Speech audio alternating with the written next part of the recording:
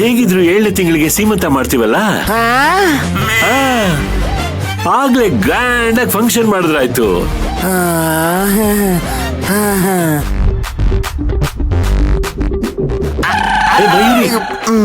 Sweet ತಗೋ.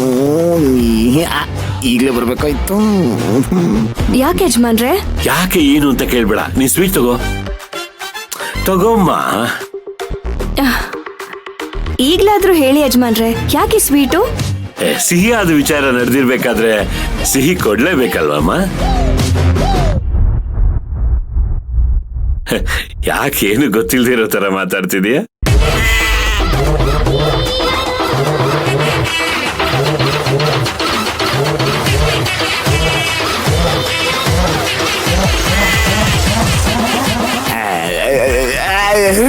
Singer ರೀ, ಅದೇನ್ರಿ ಮುಖ ನೋಡ್ತಾ ಇದೀರಾ?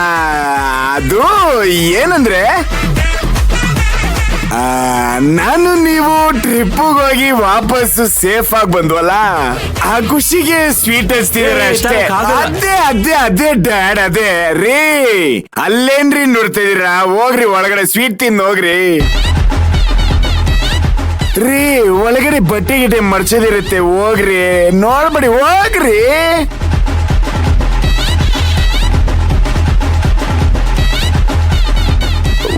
ಹೋಗ್ರಿ, ಹೋಗೋದಿಲ್ಲ ಅಂತಾರಪ್ಪ ಈ ಟೈಮಲ್ಲಿ ಇವರು. ಅಯ್ಯೋ ದೇವ್ರೇ, ಸೇಫ್ ಆಗ್ಬಿಟ್ಟೆ. ಯಾಕೋ ಅವ್ಳಿಗೆ ಈ ವಿಷಯ ಗೊತ್ತಿಲ್ವಾ?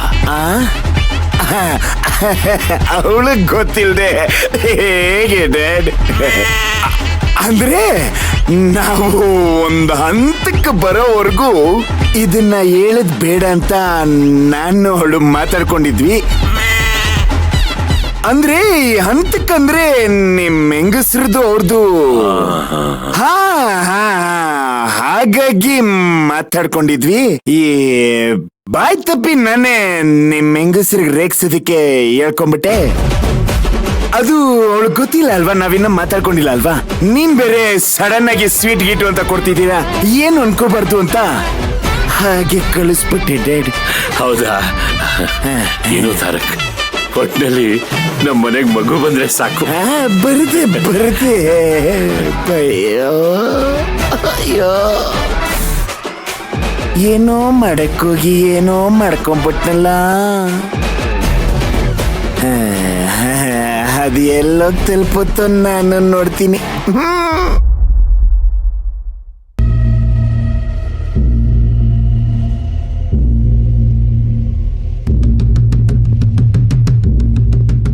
ಯಾಕಂಟಿ ಇಷ್ಟೊಂದು ಸೈಲೆಂಟ್ ಆಗ್ಬಿಟ್ಟಿದ್ದೀರಾ?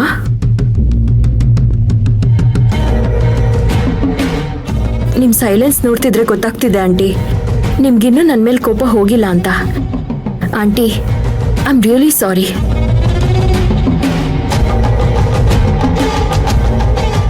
ನಾನವತ್ತು ತುಂಬಾ ಕೆಟ್ಟದಾಗಿ ನಡ್ಕೊಂಡೆ. ನಿಮ್ಗೆ, ನಿಮ್ ಕುಟುಂಬದವ್ರಿಗೆ ತುಂಬಾ ಅವಮಾನ ಮಾಡಿದೆ.